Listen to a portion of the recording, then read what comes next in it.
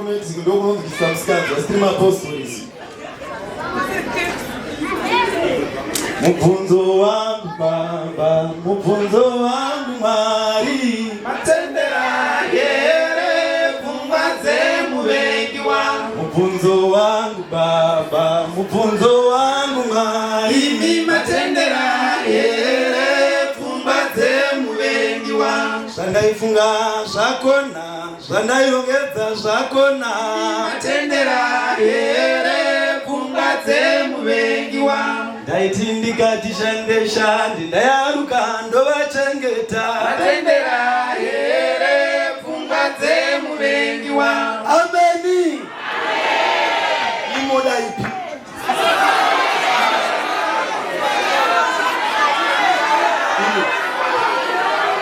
Simenzio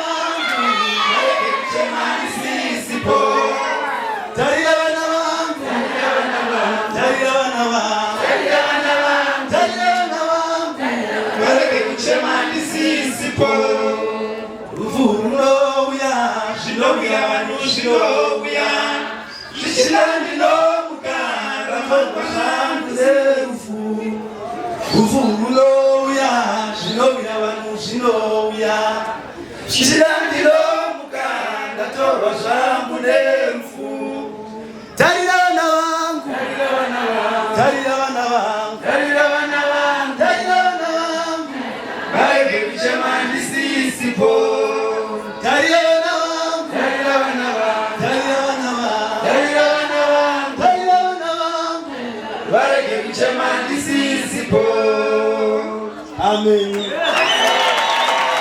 Kana bosi oda kutumuna kinyo muri maziwa. Asate shitikuno. Amen.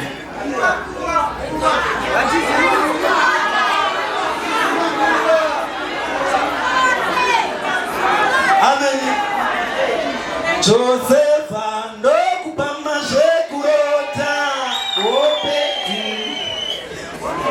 Niko chakuwadai. Chimatikoma mimi. Tumeta mchana shati kaiwa. Amen.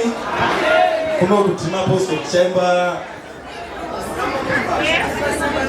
Aiwa, kuna kuchazo kumbira mvumo tizo kuimbira.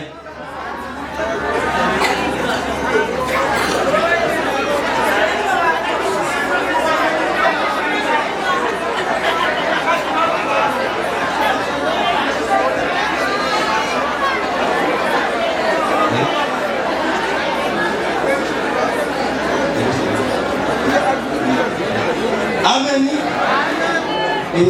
Gachiti isusu tasia zvinofamba nazvo. Saka manga chitanga pera pano. Tine maimbira atinoita. Zvokuti kana tikazoimba saizvozvo hazvo unokomborerwa kune magemenza. Unozonyanya kunakiwa mukatikanganisa. Amen. Saka tichango Alright, pane zvavo tinoita bichana handiti. Tikuda kukudisawo pamuredu manje.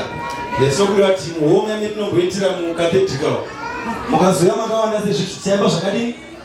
Ndokwatinenge tine instrument yavo yedu nguva dzese. Kunoku pane zvinotilimita. Asi nokufamba kwenyu zvichadi zvazvo.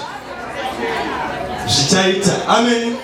Saka tinongoimba bichana. Toti ukata zvake ukanditi chipara chedu chakati shote nhasi tine bhendi ravhenge remi 114. Saka mukaona pete tichidaidzwa baba tichitoreresa kazotidaidza uyo anonzi Benjamin Nyareza George Chenzira uyo anonzi Sima Tabu naMechmoni. Then Sister Talent, Sister Feya wapo na Sister Lolo ne tinema instrument yese. Saka tinokumbira kuti tichiongeta mishana nditi vana vamapostoli pati vano But mukazi mangu shida muchudzi pane time.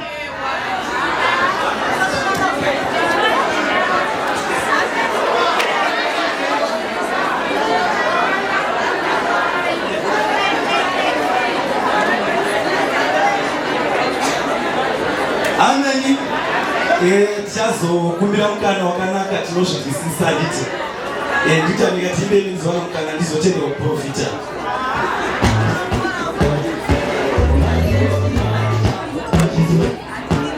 Ameni. Vari kuti hatizivi nguva simbosunzai maoko. Vari kuti chisote sunzai maoko toni. Vasanga musanga vachengeta kakuini vatungamiri.